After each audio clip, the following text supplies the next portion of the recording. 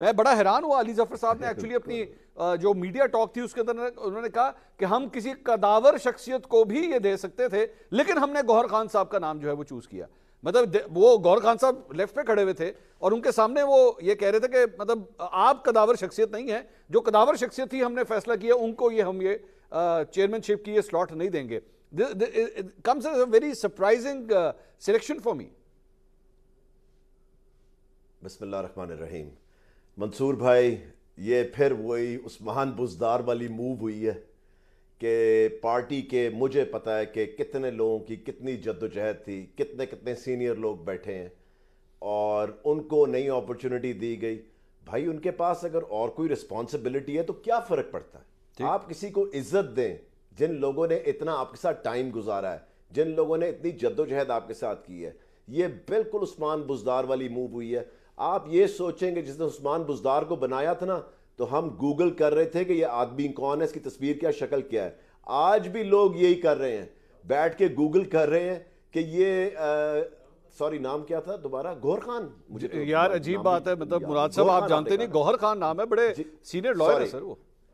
जी जी जी sir, lawyer होंगे, मेरा तो पॉलिटिक्स से ताल्लुक है, मेरा लॉयर से तो ताल्लुक नहीं ना। सो इसलिए गौहर खान साहब को जो बना दिया गया है, ये 110% उस्मान बुज़दार मूव थी। कि जो लोग जंग लड़ रहे हैं, जो लोग मेहनतें करते रहे हैं इस पार्टी के लिए, बजाय उनको इज्जत देने के कि यार चलो 10 दिन के लिए अगर चेयरमैन बनते हैं, कम से कम उनको इज्जत दे कि उनका हौसला देखें कहां से कहां चला जाता है। ठीक, मगर आज वो एक दूसरे की शक्लें देख रहे हैं कि जी फिर एक ऐसा बंदा ऊपर से आया है पैराशूटर और उसको बना दिया जी चेयरमैन बना दें। I mean very very sad.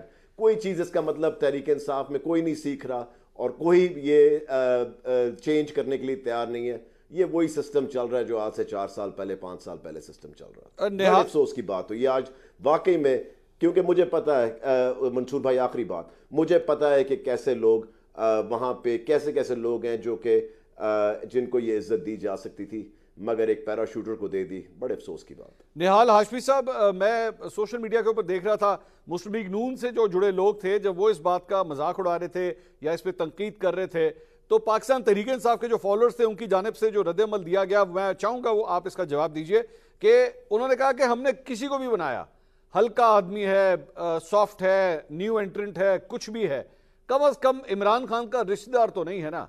जिस तरह आप लोगों ने नवाज शरीफ साहब जब फारिग हुए तो भाई को लाके बिठा के आपने सदर बना दिया। जो कुछ भी रखते हैं शरीफ खानदान अपने खानदान के अंदर ही रखते हैं, बाहर के बंदों को नहीं लेकर आते। इमरान खान ने ना अपनी बहन को बनाया, ना अपनी बीवी को बनाया, अपने बेटे को नहीं बनाया, अपने किसी रिश्तेदार को नहीं बनाया, बनाया फिर भी किसी बाहर के शख्स को ही।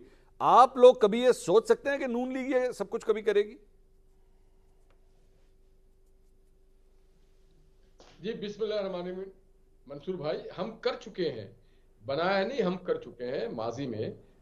जब मोहम्मद नवाज शरीफ साहब जलावतन हो रहे थे तो आपको शायद याद हो कि राजा रफलक साहब चेयरमैन बने और मखदूम जावेद हाशमी साहब को सदर बनाया गया था पार्टी का। और मखदूम जावेद हाशमी साहब कमोबेश 2000 से लेकर 2008 तक पार्टी के सदारत के ओहदे पे फायद रहे और चेयरमैन राजा साहब आज भी ओहदे पे फायद हैं।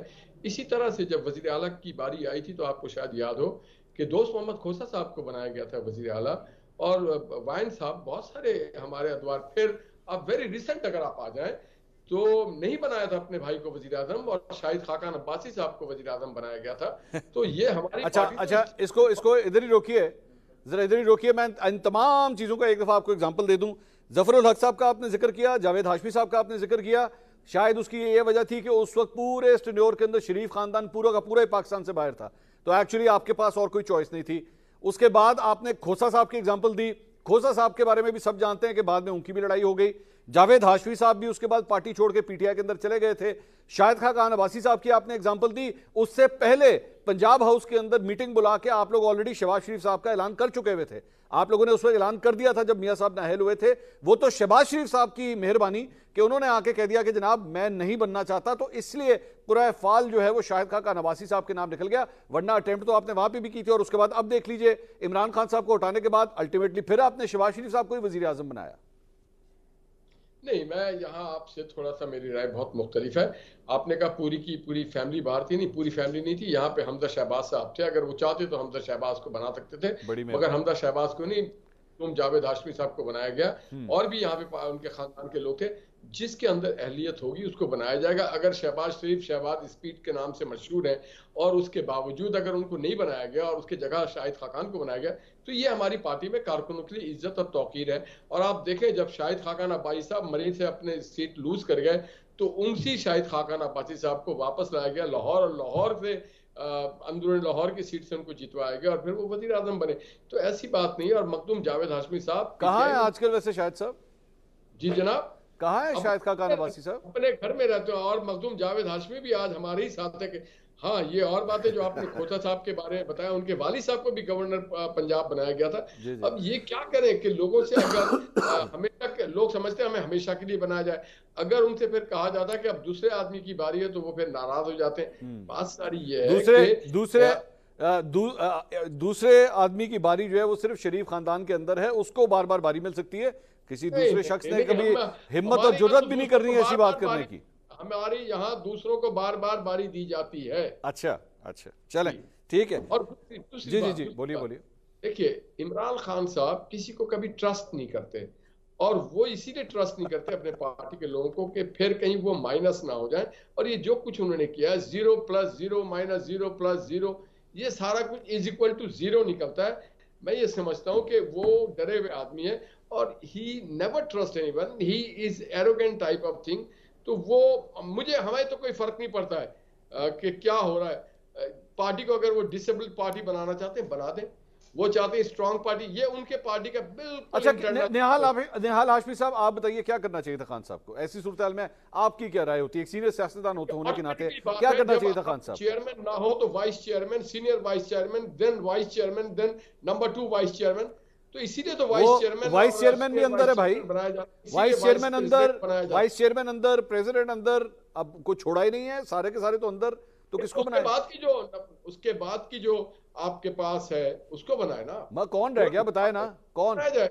आप बताए ना, और कौन कौन? और अगर कोई छुप गया, भाग गया, तो वो तो सियासी आदमी नहीं है। सियासी आदमी को तो जद्दोजहद करनी चाहिए। इनके पार्टी में अलमिया ये है ठीक। कि कोई आदमी सियासी जद्दोजहद पे यकीन नहीं रखता। अगर थोड़ा सा कोई उस पर जबर आ जाए या जेल जाने का मौका आ जाए, तो वो पार्टी छोड़ के चले जाते हैं। ठीक ठीक। इसकी वजह यह है कि इमरान खान कभी किसी को ऑनर नहीं करते, कभी किसी को ट्रस्ट नहीं करते हैं।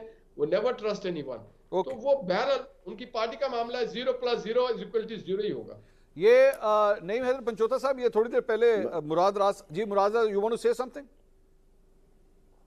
मैं तो सिर्फ एक चीज़ कहना चाह रहा था मंसूर भाई, कि मेरे ख्याल से उस्मान बुज़दार को नॉमिनेट कर देते तो ज़बरदस्त होता, उनको भी मौका मिल जाता कि एक दफ़ा चेयरमैन बनने का। नहीं, मैं तो कह रहा था दोबारा ला के उनको नॉमिनेट कर देते, क्योंकि अब तो उन्होंने पार्टी के लिए 3.5 साल गुजारी भी है चीफ मिनिस्टरशिप, तो उनको ही ट्रस्ट कर लेते।